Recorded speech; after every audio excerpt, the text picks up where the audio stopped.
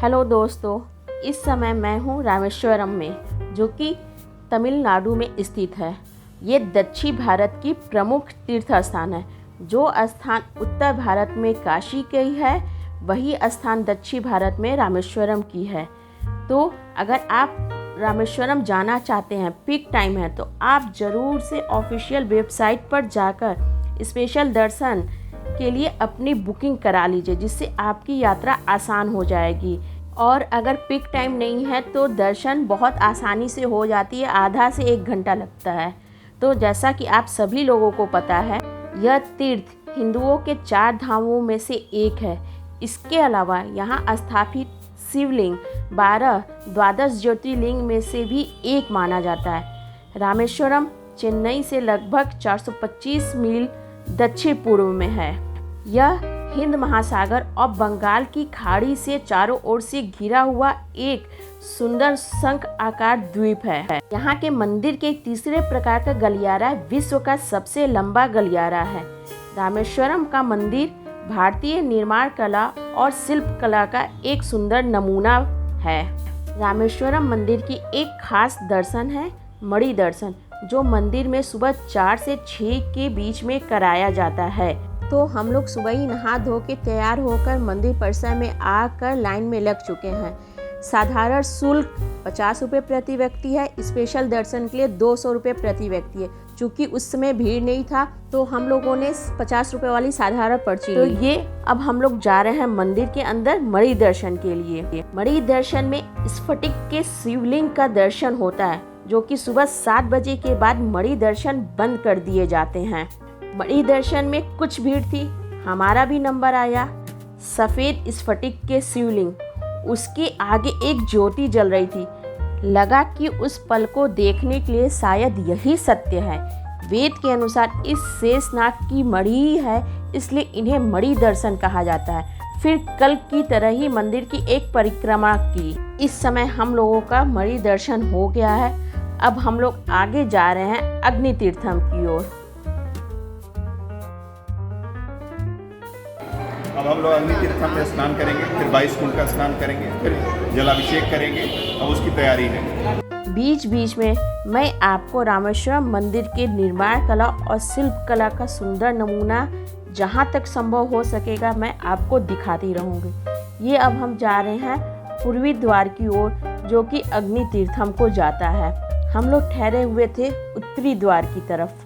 तो ये सीधे आपको आकाश दिखाई दे रहा है। आकाश के ठीक नीचे आपका अग्नि तीर्थम है, जो कि समुद्र का किनारा है। चूँकि ये सुबह का समय था, इसलिए बहुत सारी दुकानें बंद थी। यहाँ पर सीप और शंख की बहुत सुंदर सुंदर वस्तुएं मिलती है, तो आप वहाँ से ज़रूर इन वस्तुओं को खरीदें। अग्नि तीर्थम जाते समय आपको दाहिने तरफ कोठांदा रमार टेम्पल नज़र आएगा। ये बच्चे से हेलो। तो ये टेम्पल पड़ता है। लेफ्ट मुड़ के सीधे जाने पर जो आपकी प्रकृति की खूबसूरती है, बहुत ही अमेजिंग है। वो उसको शब्दों में नहीं कहा जा सकता है। यहाँ पर गाय भी दिखाई दे रही है, जिसको खिलाने के लिए यहाँ चारा भी अवेलेबल रहता है। तो चलिए चलते हैं अग्नि तीर्थम की ओर।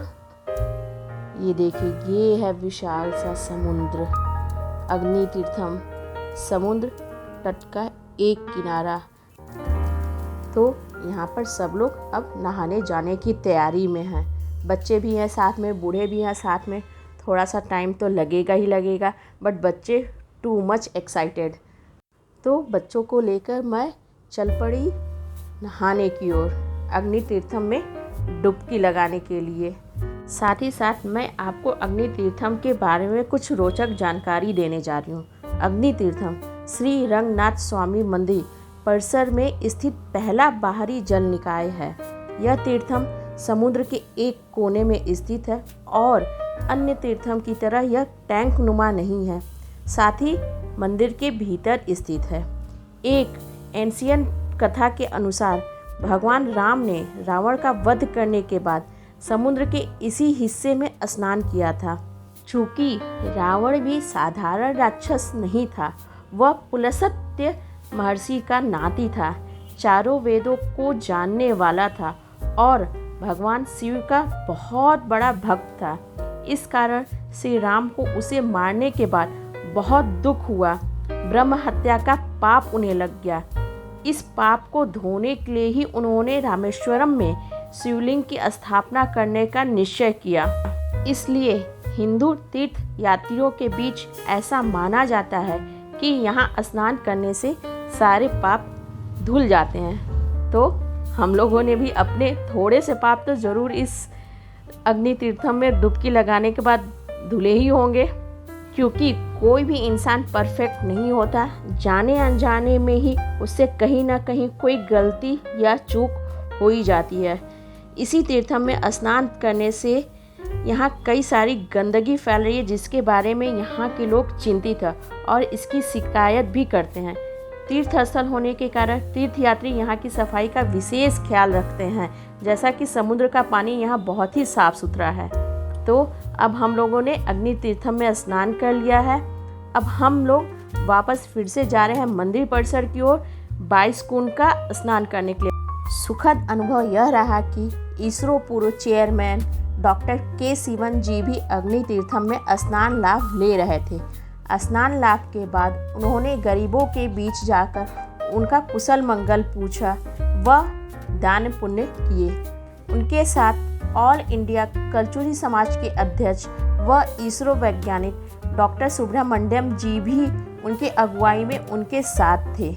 मेरे पतिदेव, जो कि ऑल इंडिया जायसवाल समाज के युवा अध्यक्ष हैं, सुब्रमण्यम जी से व्यक्तिगत परिचय होने के कारण हमारी मुलाकात डॉक्टर के शिवन जी से कराई।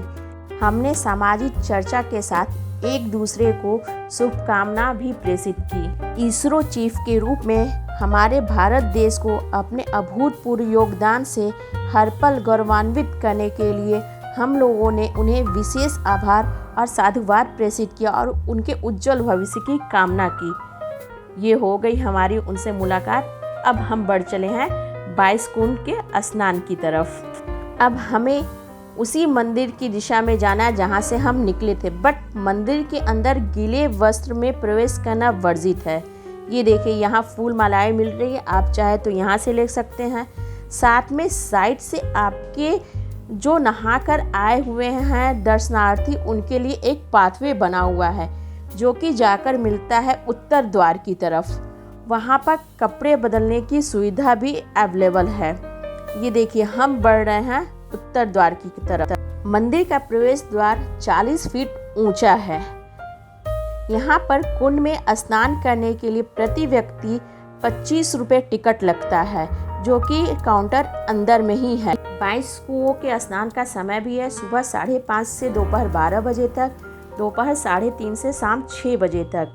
ऑनलाइन बुकिंग के लिए 150 रुपये की टिकट लगती है, जिसमें कि गाइड आपका मार्गदर्शन करेगा। गाइड के साथ आप रहेंगे तो भक्त पर अंदर कुंड में पूरी बाल्टी डाली जाती है, अन्यथा एक बाल्टी को कई भक्तों के साथ साझा किया जाता है। तो मेरी राय है कि आप गाइड ज़रूर ले लें, जिससे कि आपको स्नान करने में बहुत समय भी बच जाएगा और आराम से हो जाएगा। हमें पता नहीं था, इसलिए हम लोगों ने 25 रुपये का टिकट लिया और थोड़े से परेशान हुए। ये हैं 22 कुंडों के नाम, जो कि महालक्ष्मी, सावित्री, गायत्री, सरस्वती, सेतु, माधव इत्यादि कई नाम से वहाँ तीर्थम बने हुए हैं। 22 कुंड का स्नान हो गया। बहुत मेहनत लगा। हर हर महादेव। अगर कभी नहाना है तो पैसे दीजिए और तब नहाइए। टिकट कटाने में बहुत लंबी लाइन लगानी पड़ी है, बहुत चलना पड़ रहा है। नहाने के बाद हम लोग बढ़ चले हैं उत्तर द्वार की तरफ, जहाँ की वहाँ आपको चेंजिंग रूम इस तरह से दिखाई देंगे। चूँकि हमारा धर्मशाला उत्तर द्वार की तरफ ही था, तो हम लोगों ने निर्णय लिया कि हम लोग होटल ही जाकर आराम से कपड़े बदल के वापस रुद्राभिषेक के लिए आएंगे। तो हम लोग बढ़ चले अपने धर्मशाला की ओर। ये देखिए मंदिर का उत्तरी द्वार। अब हम लोग थोड़ी देर बाद कपड़े बदल के यहाँ वापस आ चुके हैं। रुद्राभिषेक करने के लिए पंडित जी हमें अंदर मंदिर के परिसर में ही मिल जाएंगे। तो वहाँ 2-3 पंडित से हम लोगों ने बात की, तो रुद्राभिषेक के अलग अलग चार्ज थे, 2100, 3000, 5000 और भी कई तरह के रुद्राभिषेक थे। हर एक रुद्राभिषेक में जोड़े की अनुमति थी। एक्स्ट्रा पर्सन होने पर 150 से 200 प्रति व्यक्ति अतिरिक्त शुल्क था, जो कि हम लोगों ने भी पे किया था। पंडित जी हम लोगों के साथ आ चुके हैं रुद्राभिषेक कराने के लिए। चलिए उनके मंत्रोच्चारों को सुनते हैं। समर्पयामि सर्वमंगले मांगल्ये शिवे साधिके शरण्यम गौरी नमस्तुते। प्रार्थना करना, मनोकामना, धरोकामना, पुत्री होना, व्यापार बनना, वंश बनना, खेती बाड़ी बनना, सुखी रखना, मोक्ष मिलना, बार बार आते रहना, सब प्रार्थना कर लीजिए। रुद्राभिषेक करने का यह स्थान मंदिर से निकलते समय बाईं तरफ रहता है, जहां ये पंडित जी लोग रुद्राभिषेक कराते हैं। फिर अंदर जाके आपको शिवलिंग का दर्शन कराते हैं। यहाँ अंतिम छोर पर बाईं ओर जटाशंकर जी का मंदिर है, यानी यहाँ शिव जी जटाशंकर के रूप में हैं और बाएं पार्श्व में विराजमान है पार्वती जी। इस रूप में शिव जी का श्रृंगार रुद्राक्ष से होता है। माना जाता है कि रुद्राक्ष में असीम शक्ति होती है। वास्तव में रुद्राक्ष शिव जी के आंसू हैं। मंदिर के द्वार के दोनों किनारों पर तोड़र की तरह रुद्राक्ष की मालाएं लगी हुई हैं। यहाँ हमारी पूजा चल रही है, साथ साथ में मैं आपको बीच में कुछ इन्फॉर्मेशन इस मंदिर के बारे में देती रही हूँ। ये देखिए पूजा हो रही है। यहाँ पे कहा जाता है कि 2 शिवलिंग की स्थापना हुई थी। एक सीता जी के द्वारा, जो कि हनुमान जी नियत समय पर नहीं ले आए थे, इसलिए ये उन्होंने काशी से जाकर ले आई थी। तब तक माता पार्वती ने एक रेत का शिवलिंग बना दिया था, जिसका कि रामचंद्र जी ने नियत समय पे पूजन किया। उसके बाद हनुमान जी की शिवलिंग की पूजा। तो यहाँ दोनों शिवलिंग की ही पूजा होती है। आगे के फोटो में आपको राम महिमा, शिव महिमा, हनुमान महिमा सबकी व्याख्या बहुत अच्छे से दिखाई दे रही है। पूजा करते वक्त हमेशा मन को शांत रखना चाहिए। जैसा कि यह दक्षिण भारत का एक कोना है और हम लोग रहते हैं उत्तर भारत में, तो एक छोर से दूसरी छोर जाना संभव नहीं होता है, बहुत रेयरली चांस बन पाता है। तो पूजा पूरे श्रद्धा मन से करना चाहिए। ये देखिए सब लोग अब वेटिंग टाइम में है। तब तक पंडित जी ने कहा कि आप लोग ओम नमः शिवाय का जाप करते रहिए। जब समय आएगा तो मैं आप लोग को बुला लूँगा। अब पंडित जी ने आवाज़ दिया कि नहीं, अब हम लोग दर्शन करने के लिए जा सकते हैं। तो ये पूजा का जितना सामान था उसे लेके हमें अंदर मंदिर परिसर में जाना होता है, जहाँ पंडित जी हम लोगों को शिव जी का दर्शन कराएंगे। ये देखिए अब हम लोग का दर्शन हो चुका है। हम लोग दर्शन करके बाहर निकल रहे हैं। तो अगर आप मेरे चैनल पे नए हैं तो प्लीज़ प्लीज़ प्लीज़ बहुत ज़्यादा शेयर कीजिए, लाइक कीजिए, सब्सक्राइब कीजिए। दक्षिण भारत के जितनी भी मंदिर में मैं गई हूँ सबका लिंक मैंने डिस्क्रिप्शन बॉक्स में दे रखा है। तो आगे आपको इससे हेल्प मिलेगी, तो उसको देखने के लिए आप डिस्क्रिप्शन बॉक्स में ज़रूर लॉगिन करें। दक्षिण भारत से जुड़ी जितनी भी ब्लॉगिंग मैं बनाऊँगी सबका लिंक डिस्क्रिप्शन बॉक्स में डाल दूँगी, तो आप वहाँ से चेक कर सकते हैं।